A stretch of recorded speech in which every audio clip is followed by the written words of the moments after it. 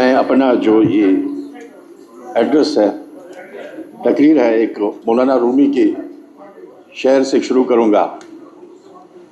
ये चमन की वीरान बूद, शुक्र बाखुदा यक बागबान खूब पैदा कर। ये उमर साहब के लिए है।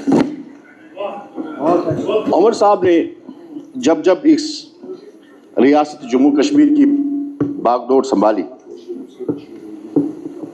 तो हर दफ़ा हमें अच्छा देखने को मिला, लेकिन इस बार हालात बदले हैं। वो स्टेट में भी चीफ मिनिस्टर रहे हैं, वो आज यूटी में भी रहे हैं। उनकी कारकर्दगी, हमने जब ये स्टेटहुड था उसकी कारकर्दगी बड़ी नुमायां रही है, लेकिन आजकल के दौर में, अब यूटी के दौर में, उमर साहब ने जब बागडोर संभाली और जो मैं खदशात थे कि शायद उमर साहब उस तरीके से नहीं चला पाएंगे जिस तरीके से उसने स्टेटहुड में चलाया, लेकिन जो हमारा वहम था, इल्यूजन था, उमर साहब ने उसको एलिमिनेट किया। उमर साहब ने इस यूटी में भी, please if you have to talk you can go outside, please, you can talk outside. कोई बात नहीं, you'll also outside. No, they can talk outside. And you have sent the message. You have sent the message, proper message. Distract होता है इंसान से। हकीकत तो जिस हिसाब से उसने चलाया और जो उसने आज कल बजट पेश किया है, उसने हर एक शोबे, हर डिपार्टमेंट का इंसाफ किया है। डेली वेजर्स की बात हुई सर, डेली वेजर्स जो बड़े परेशान हैं, बड़ी कम तनख्वाहों पे वो काम कर रहे हैं। आजकल सारे डिपार्टमेंट्स मेरे हिसाब से, अगर आप इरिगेशन डिपार्टमेंट देखेंगे, अगर आप पीएचई डिपार्टमेंट देखेंगे, मैकेनिकल डिपार्टमेंट देखेंगे, वो सारे कैजुअल लेबर्स और डिलीवरी चला रहे हैं सर, बड़ी कम तनख्वाहों पे। मैं मुबारकबाद देना चाहूँगा अपने चीफ मिनिस्टर को जिसने डेली वेजर्स की बात की सर, और मुझे उम्मीद है कि आने वाले वक्त में जो डेली वेजर्स का जो ख्वाब है वो शर्मंदे ताबीर होगा। और उसके साथ साथ हमारे बहुत सारी ऐसी असामियां पड़ी हैं जिनको आज तक फिल नहीं किया गया है। 30,000 असामियां फिल होने जा रही हैं सर, ये भी एक बहुत बड़ी अचीवमेंट है सर। और जो हमारे ऑर्फन जो है, जिनके पेरेंट्स, जिन्होंने अपने पेरेंट्स खोए हैं, उनके लिए वजीफा, ये भी एक बहुत बड़ा कदम है और बहुत बड़ी सोच है। शायद हम सब का ख्याल इस तरफ नहीं गया है कि उन बच्चों का क्या होगा जिन्होंने अपने पेरेंट्स खोए हैं। उमर साहब की सोच को मैं दाद देना चाहता हूं, जिन्होंने इन ऑर्फन्स के लिए 4,000 महीने का वजीफा रखा है। उसके साथ साथ जो गैस सिलेंडर्स की बात हुई AY फैमिलीज को, यह भी एक अचीवमेंट है। हमने जो गोल सेट किए हैं मैनिफेस्टो में, आहिस्ता आहिस्ता सारे वो गोल्स अचीव होंगे। और उसके बाद सर मैं आऊंगा महराज मलिक पे। बहुत सारी तकारीर मैंने सुनी है, सब लोगों ने बोला है यहां पे। मुझे जाती तौर पर उस इंसान की हमदर्दी नहीं है, शायद उसका बिहेवियर जो है वो नाकाबिल कबूल रहा है यहां पे, लेकिन जिस हिसाब से उसको अंदर किया गया है, अंदर रखा गया है, ये इंस्टीट्यूशन की इंसल्ट है। हमने इंस्टीट्यूशन के बारे में कभी नहीं सोचा है।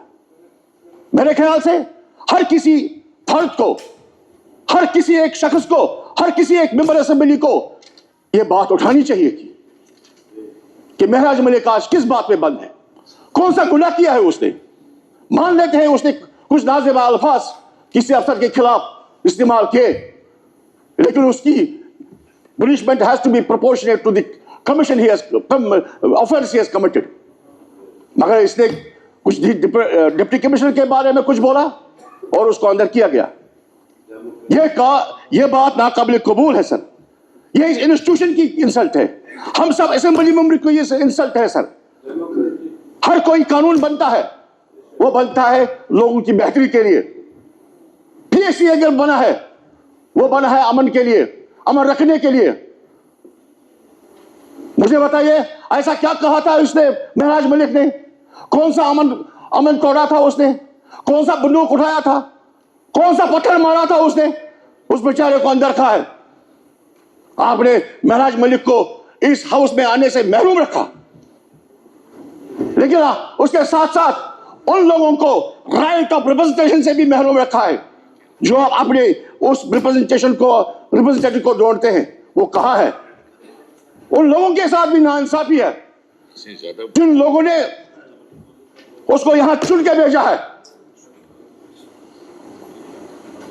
लेकिन हम ऐसे बस नहीं होते हैं सर। हमें एक रेजोल्यूशन पास करना चाहिए। हमें सेंट्रल गवर्नमेंट को बताना चाहिए कि महराज मलिक को जल्द से जल्द रिहा करिए। रिहा करना होगा। अगले आने वाले सेशन में मुझे उम्मीद है कि हमारे साथ बैठेगा। उसकी कुर्सी वहां खाली है। मैंने पहले भी कहा है, मुझे उसके साथ कोई जाती हमदर्दी नहीं है, लेकिन उन लोगों का भी सोचिए जिन्होंने रात दिन एक करके इलेक्शन में हिस्सा लिया और उसको यहां भेजा, लेकिन आपने उसको बंद करके यह मैसेज दी है कि हम जो करेंगे वो सही है, चाहे वो कॉन्स्टिट्यूशन के खिलाफ हो, चाहे कानून के खिलाफ हो, चाहे किसी रूल के खिलाफ हो। लेकिन जो आप करते हैं, आपको लगता है कि आप सही करते हैं, लेकिन लोग सब जानते हैं कि आप क्या करते हैं। सारा ऑब्जर्व किया जाता है। बजट पे भी आ जाऊंगा सर। कल यहां एलओपी साहब ने एक बात कही। उसने कहा कि हम कश्मीरी मुसलमानों के हमदर्द हैं, कश्मीरी नौजवान के हमदर्द हैं। मैं कहना चाहता हूं इससे कि हमदर्दी कहां जाती है जब हमारे बच्चों को बाहर मारा जाता है, हमारे टेररिस्ट को, हमारे स्टूडेंट्स को मारा जाता है। आपने कोई बात की है? अफसोस, आज असेंबली में रहकर भी आपने कोई बात नहीं की है। हमारा दिल खिलनी हो जाता है, खून खोलने लगता है जब हम शाम को मोबाइल हाथ में रखकर स्क्रॉल करके हम अपने भाइयों और बेटों को इंसल्ट होते देखते हैं, मरते देखते हैं। हमने कोई बात नहीं की। आपने एलओपी साहब कोई बात की है? कोई बात नहीं की है। आप कश्मीरी लोगों के हमदर्द नहीं हो सकते।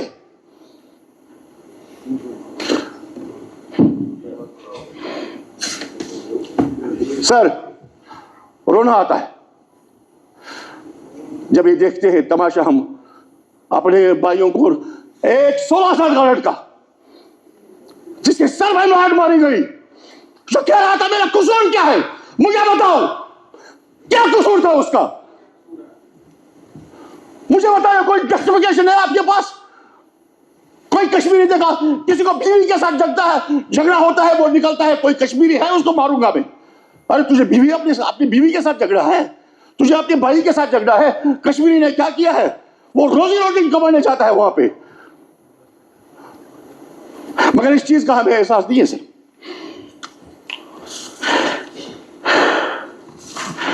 सर 370 की बात उठी। It may be fait accompli for them, not for us. इनके लिए गुजरी बात होगी है सर, लेकिन हमारे लिए नहीं है। ये कुर्बानियों का नतीजा है। नेशनल कॉन्फ्रेंस की बुनियाद इसी पे है, 370 पे। इसके लिए कुर्बानियां दी है हमें। शेख साहब ने कुर्बानियां दी है। इज्जत है वो इज्जत नफस है हमारा इसमें। It's the embodiment of that respect. We live it. We will not forget it. You may force us to forget it, but we will never forget it, sir.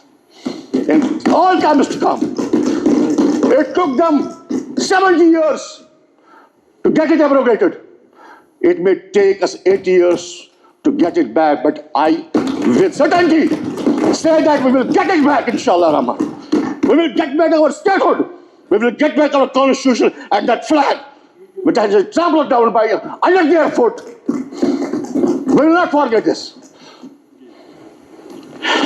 Sir, अब मैं आ जाऊंगा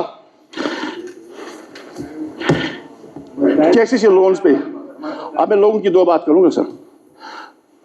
सर, जब मैं लोगों से मिलता हूं, कुछ ऐसी चीजें हैं जो हमें ध्यान देना पड़ेगा।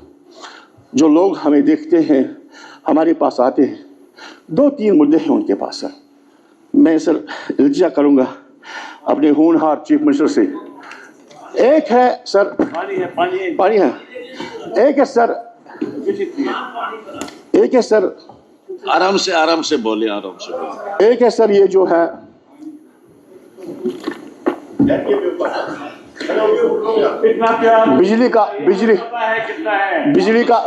बिजली का मामला सर।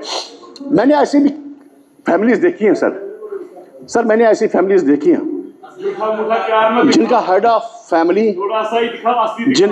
फैमिली या उनका कोई और मेंबर कैंसर से जूझता है, तो उनको भारी रकम लगती है। They income lot of expenses on the treatment of that person who suffers cancer. मेरे पास ऐसी फैमिलीज आती हैं सर जो कहते हैं कि हमारा भाई, बेटा या बाप कैंसर से जूझ रहा है, इसका इलाज चल रहा है sir. They are not able to pay और to pay that fees towards this department. लेकिन उन फैमिलीज के लिए मेहरबानी करके उनको एग्जम्प्ट किया जाए। मैं अपने चीफ मिनिस्टर साहब से दरखास्त करना चाहता हूं कि उनको एग्जम्प्ट किया जाए। दूसरी बात यह है सर, ये जो राशन कार्ड्स का मसला है, राशन कार्ड्स के लिए मेरे पास सर बहुत सारे लोग आते हैं जिनमें राशन कार्ड बनता नहीं है सर। इसके लिए मैं अपने चीफ मिनिस्टर साहब से और अपने वो जो है अपने वजीर जो है ऑनरेबल मिनिस्टर, उनसे गुजारिश करूंगा कि मेहरबानी करके आने वाले वक्त में इसका अजाला हो और प्रोसेस जल्दी स्टार्ट हो, उनको राशन मिले, राशन कार्ड्स मिले, बीपीएल राशन कार्ड्स मिले या और कुछ। और मेरे पास ऐसे भी लोग आते हैं सर जो बागबान हैं, जो किसान हैं, वो केसीसी के बारे में कहते हैं सर कि उन पे ऑलरेडी वो बोझ पड़ा है, चाहे जालाबारी से, चाहे नागानी आफातों से उनको बड़ा नुकसान होता है और हुआ भी, लेकिन वो इस काबिल नहीं है कि वो रकम अदा कर सके। मैं चाहता हूँ कोई ना कोई उनके लिए कोई पैकेज सर उनको दिया जाए ताकि उनको भी राहत मिले। इसी के साथ, but I say towards the end of my speech, I see Umar Saab as a ship of the captain who will anchor the captain of the ship who will anchor the ship at the shore of success, inshallah Rahman, very soon. किसी को जल्दी बोल रहा था।